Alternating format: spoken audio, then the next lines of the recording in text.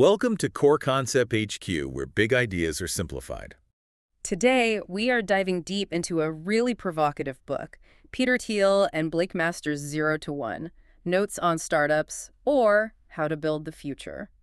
And it's one of those books that it really forces you to challenge almost everything you think you know about how business and progress are supposed to work. It really does. So our mission today is to really get to the core of it, to understand the DNA of companies that don't just compete, but actually invent the future. We're not talking about small improvements here. We're talking about creating whole new markets. And that central idea is, well, it's right there in the title. 0 to 1. Exactly. It all comes down to this really fundamental distinction between two different kinds of progress.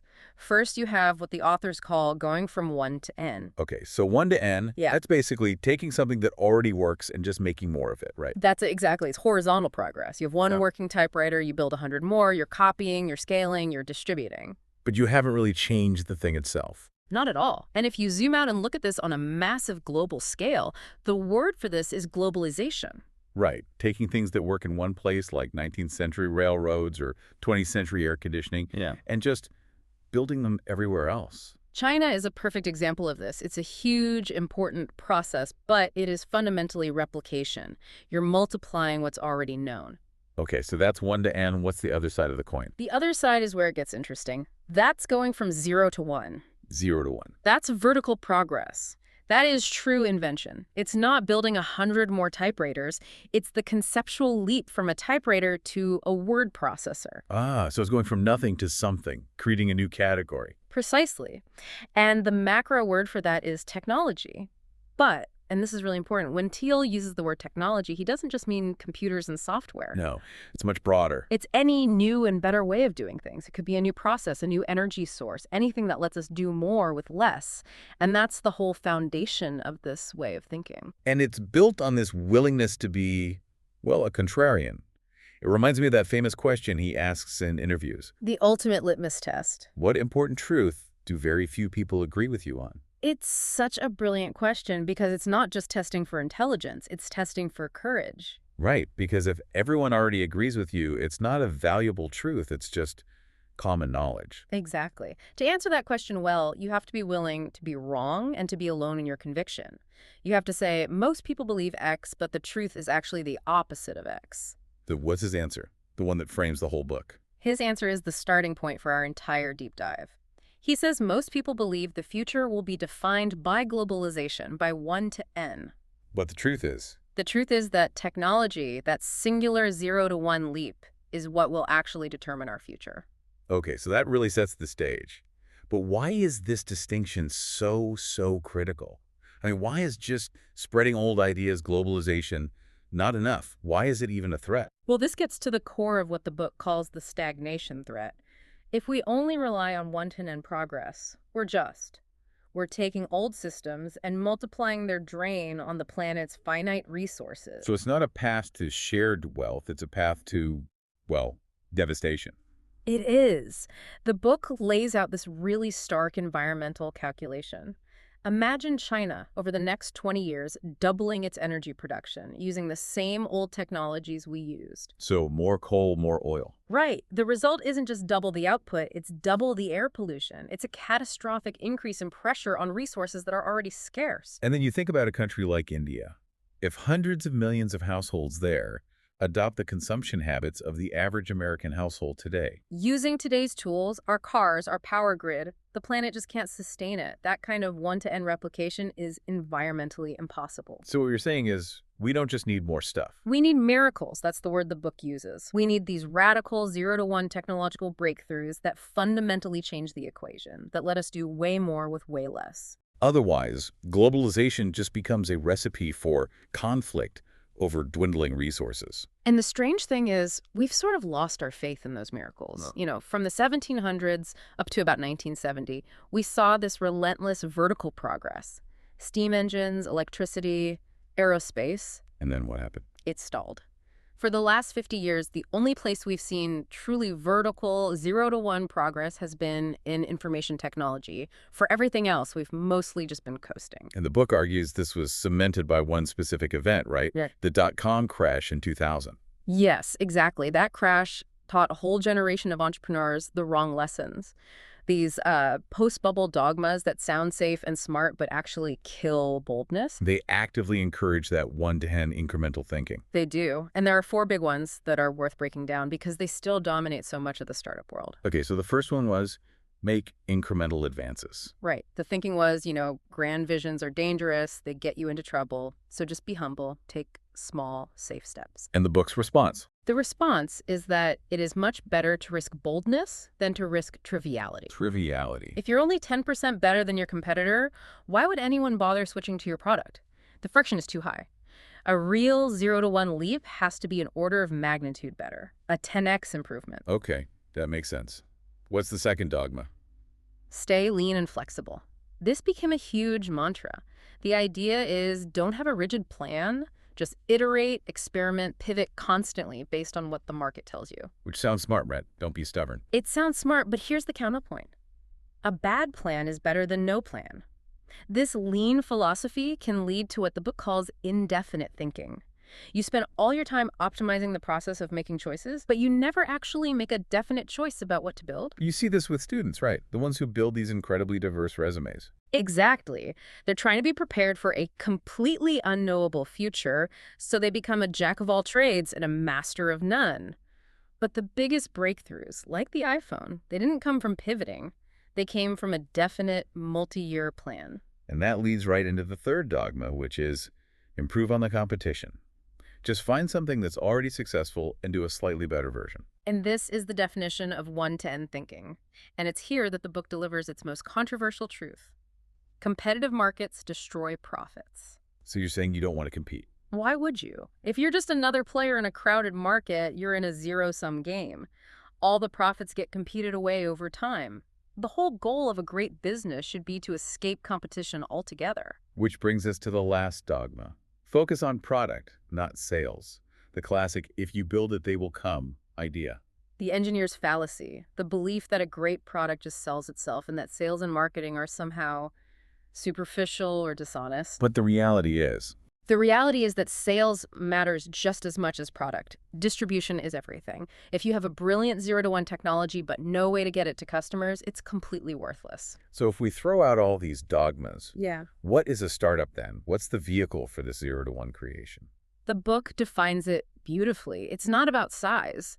A startup is the largest group of people you can convince of a plan to build a different future. Its strength is new thinking. Yes, being small gives you the freedom to question everything, to rethink an industry from first principles, away from the bureaucracy and the baggage of big established companies. Okay, that brings us right to this second huge idea, which I think is probably the most controversial one in the whole book, the importance of monopoly. It is definitely the most contrarian point. I mean, we are all taught from day one that competition is good. It's the engine of capitalism. It's what gives consumers choice and lower prices. And this book says that's wrong. It says it's not just wrong, it's the opposite of the truth. It states very plainly that capitalism and competition are opposites. Okay, you have to unpack that for me. How are they opposites? Well, let's go back to your Econ 101 class. The ideal state they teach is perfect competition, right? Right, where all companies sell the same product, prices are driven by the market, and profits eventually go to zero. Exactly. Profits go to zero. But what is capitalism? It's the accumulation of capital. It's about profit. So if perfect competition eliminates profit, it can't be the same thing as capitalism. They're fundamentally at odds. So the goal of a truly capitalist company isn't to compete better, it's to stop competing. It's to escape competition, to achieve a market position where you can actually generate and sustain profits. This is the crucial distinction. You have to not only create value for society, but you also have to be able to capture some of that value yourself. Give me an example of that. The book uses a perfect one: U.S. airline companies versus Google. Okay. The airline industry creates a massive amount of value, right? It enables global travel, commerce. It's essential. But they're a terrible business. Their profit margins are razor thin. Why? Because they're in a state of near-perfect competition. They all fly the same planes to the same cities and are forced to compete almost entirely on price. They create huge value, but capture almost none of it. Whereas Google, Google, especially in its core search business, is a monopoly.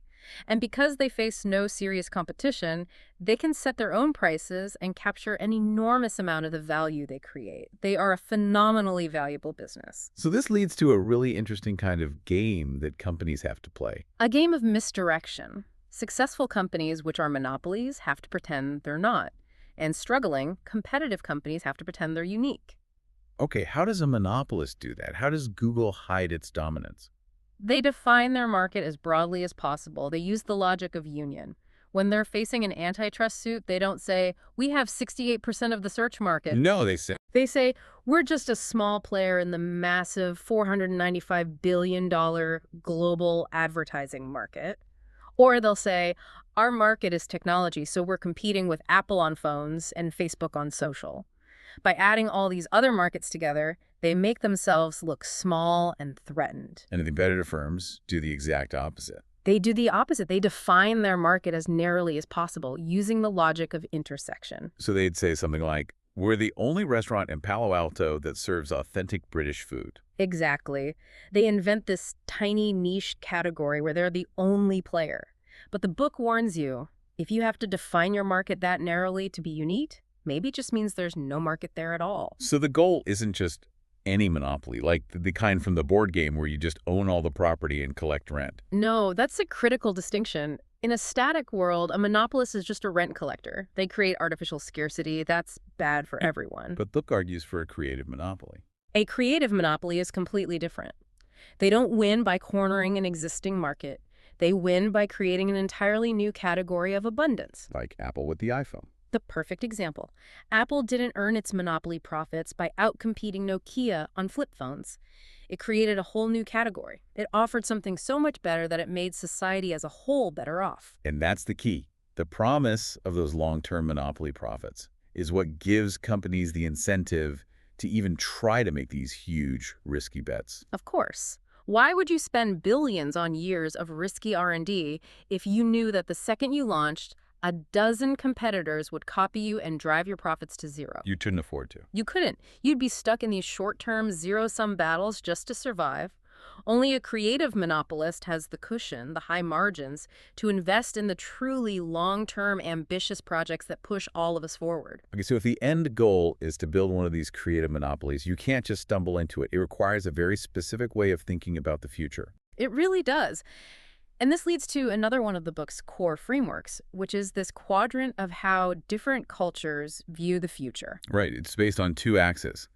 Optimistic versus pessimistic, and definite versus indefinite. Exactly. And that gives you 4 different worldviews. Let's start with the one the book champions. Definite optimism. And this was what? The mindset of America in the 1950s and 60s? That's the classic example. The belief was the future will be better than the present, but only if we have a plan and we work deliberately to build it. It's not just going to happen on its own. No.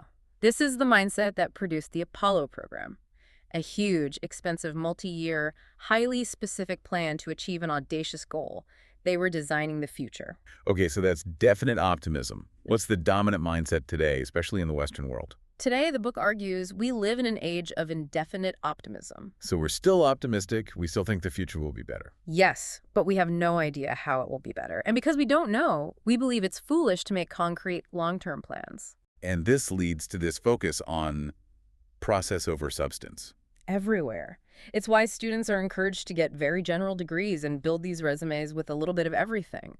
They're not trying to master one specific valuable thing. They're hedging.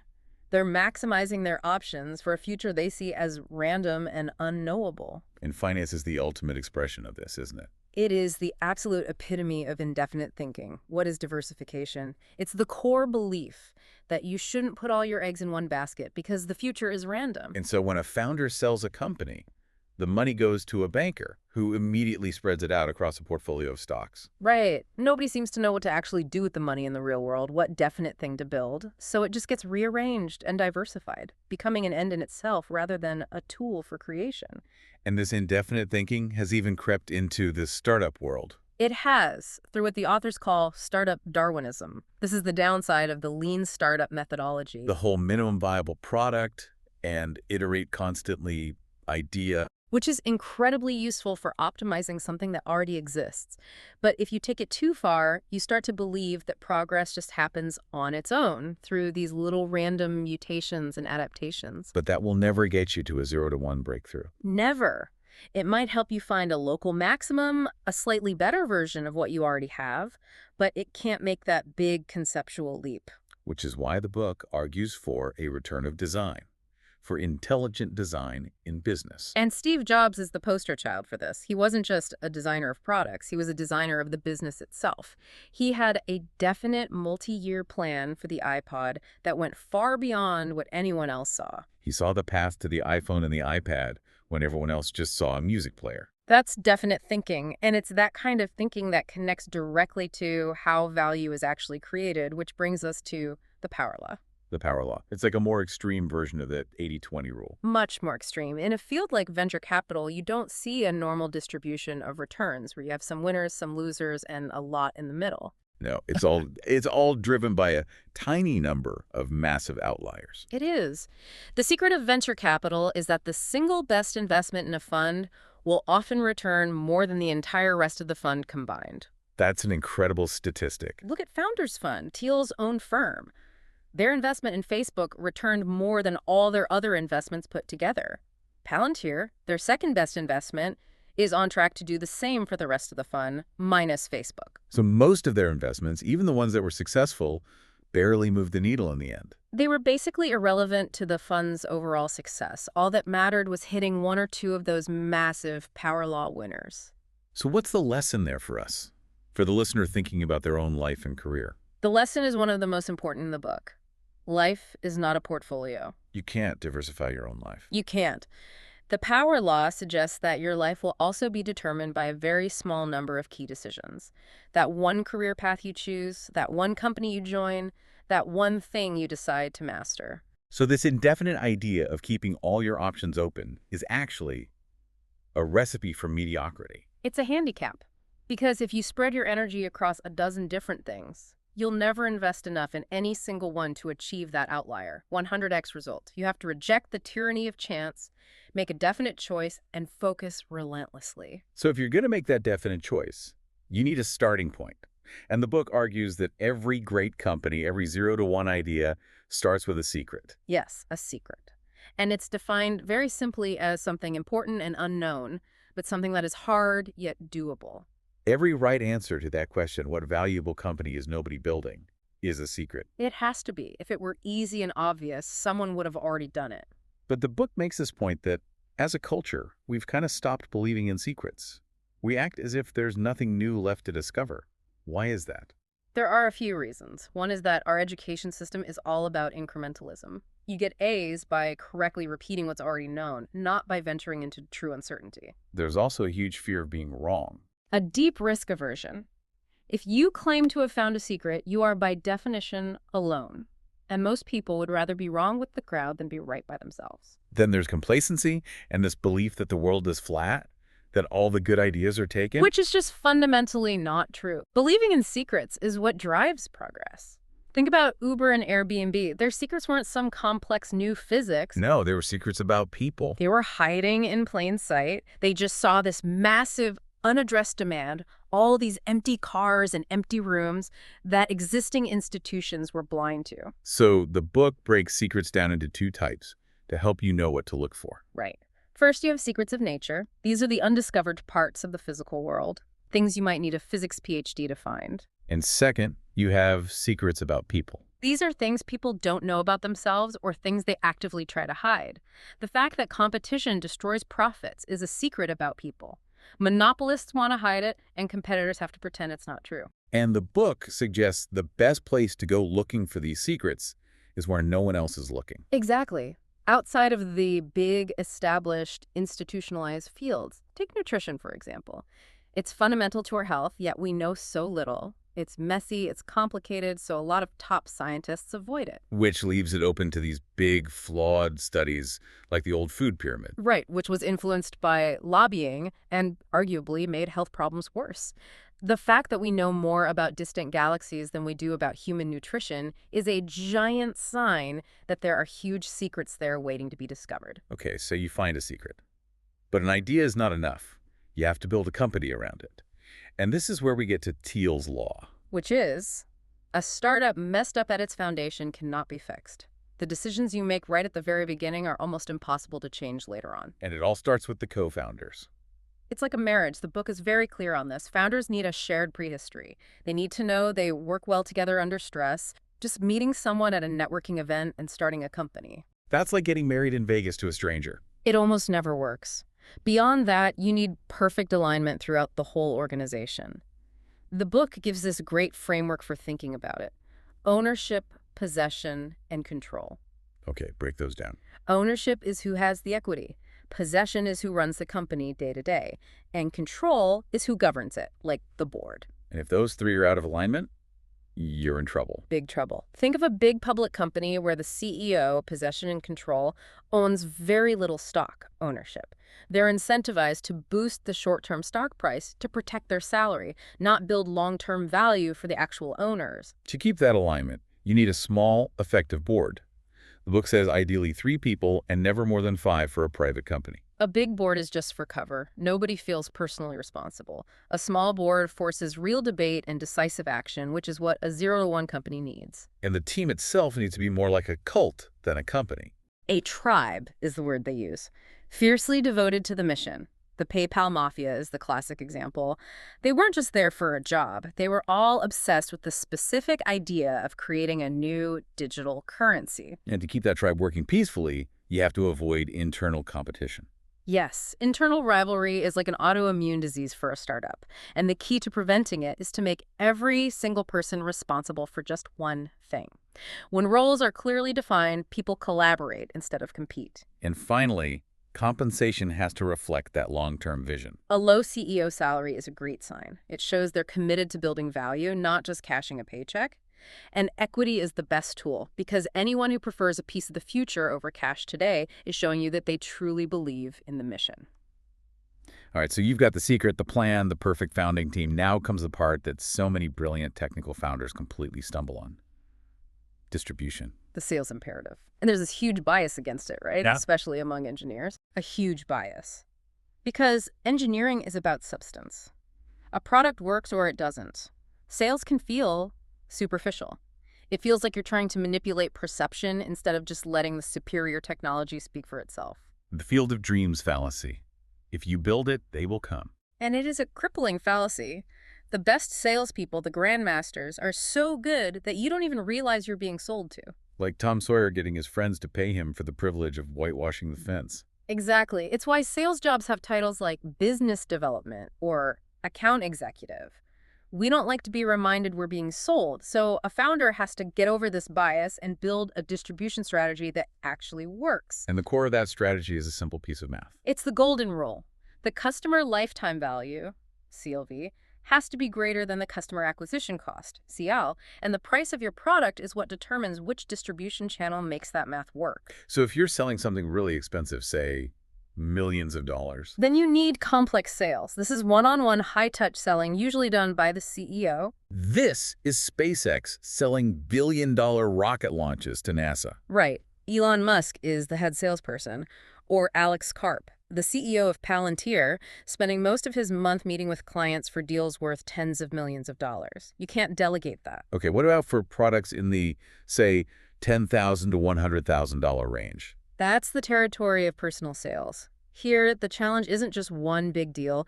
It's building a scalable process for a sales team to follow. Like Box, starting small with one clinic at Stanford, and then building a process to sell to the entire university. Yes, or ZocDoc, building a sales team to sign up doctor after doctor, where each new doctor makes the entire network more valuable. Then you have the lower price products. For those, you rely on marketing and advertising.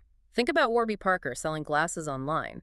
Their CLV is only a few $100s. They can't afford a salesperson, so they use things like TV ads as a big megaphone. The key there is your CAC has to be incredibly low for it to work. And finally, there's the holy grail of distribution. Viral marketing. This is where the product itself is the distribution channel.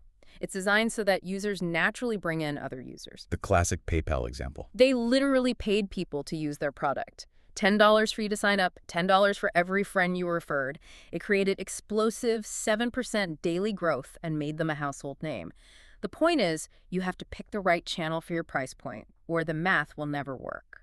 So beyond selling, the book also has this really interesting take on the future of technology and work. It's not about machines replacing us. No, that's the wrong way to think about it. The biggest opportunities are in man-machine complementarity. So humans and computers working together. It's the difference between globalization and technology. Globalization is about substitution, one worker substituting for another. Technology should be about complementarity. Because humans and computers are good at fundamentally different things. Completely different. Humans are masters of judgment, context, and intention. A 4-year-old can recognize a cat instantly. Computers are masters of processing huge amounts of data. It took Google's supercomputer millions of images to recognize a cat with 75% accuracy. They're great tools, but not great partners. Exactly. So the best businesses are built where they complement each other. At PayPal, they were being destroyed by fraud. Their automated systems couldn't keep up. So what did they do? They built a hybrid system. The computer would flag suspicious transactions, but a human operator would make the final complex judgment call. This man-machine team saved the company. And that idea was the direct inspiration for Palantir. Yes. They saw that the CIA was all human analysts and the NSA was all computer processing. Both were incomplete. Palantir built software to empower human analysts to help them find the patterns in the noise. So the question for any founder today is... It's not what problems can computers solve, it's how can computers help humans solve hard problems? The most valuable companies of the future will be the ones that empower people, not replace them. And that brings us to the people who lead these companies, the founders. The book makes it clear they are a different breed. They are. It talks about the founder distribution. Successful founders don't fit on a normal bell curve. Their traits are at the extremes. They're often insiders and outsiders at the same time, charismatic and reclusive, rich on paper but broke in cash. You see these huge contradictory personalities. Richard Branson, the master of PR, or Sean Parker, who went from being a hacker outlaw with Napster to a celebrated insider as Facebook's president. They're singular figures, and they're necessary because you need that kind of person to lead a company away from just copying what everyone else is doing. But there's a danger there too, isn't there? The founder can start to believe their own myth. That's the biggest danger. Look at Bill Gates. Microsoft's dominance started to fade when his attention was forced away from building new technology and onto fighting antitrust lawsuits. He stopped being a creator and became a defender. And on the flip side, Steve Jobs' return to Apple shows what happens when a founder gets to execute their singular long-term vision. It's irreplaceable. A founder's fame is only useful as long as it serves the mission of creating something new. The moment they care more about the fame than the mission, it's over. So, how do we take all of these big ideas, monopoly, secrets, definite thinking, and make them actionable? The book provides a checklist, right? It does. A very powerful 7 questions framework. If you can't answer all 7 of these questions with confidence, you're likely headed for failure. Okay, let's run through them. Number 1, the engineering question. Can you create a 10x breakthrough? Not just a marginal improvement, it has to be an order of magnitude better to get people to switch. 2, the timing question. Is now the right time to start this business? Technology isn't the only factor. You have to ride a wave. Tesla timed its government loan application perfectly to catch a singular political window that opened and then closed. 3, the monopoly question. Are you starting with a big share of a small market? You have to dominate a niche first. Tesla didn't take on Toyota. They started with high-end sports cars for a very specific small group of wealthy early adopters. 4, the people question. Do you have the right team? This is about alignment and expertise. A huge red flag from the failed clean tech boom was all these companies run by salespeople in suits who didn't understand the underlying technology. 5, the distribution question. Do you have a way to not just create, but deliver your product? You have to have a plan for how you're going to sell it, and the math CLV over CAC has to work. 6, the durability question. Will your market position be defensible 10 and 20 years into the future? You need a moat. Proprietary tech, network effects, branding. Something that protects you from the competition that will inevitably come. And finally, number 7, the secret question. Have you identified a unique opportunity that others don't see? With Tesla, the secret wasn't just about batteries. It was realizing that clean tech had become a status symbol, a brand that people wanted to be associated with. That was a secret about people. So the conclusion of the book leaves us with this pretty stark choice about the future. It's not guaranteed. No, progress is not automatic. The world is at a crossroads. We can either converge toward a global plateau where everyone is competing for the same scarce resources, Which would inevitably lead to conflict. or we can have an accelerating takeoff toward a much better future driven by 0 to 1 technology. But that future won't just happen. We have to choose to build it. We have to find those singular ways to create new things and reject the default path of competition and indefinite thinking. And that means the first step is personal. You have to remember the lesson of the power law. You are not a lottery ticket. Your choices matter immensely. You have to reject that tyranny of chance. You have to think for yourself, find a secret, and make a definite plan to create value. That is the only way to build the future. Thanks for listening, and don't forget, at Core Concept HQ, we simplify powerful ideas to help you live smarter. See you in the next summary.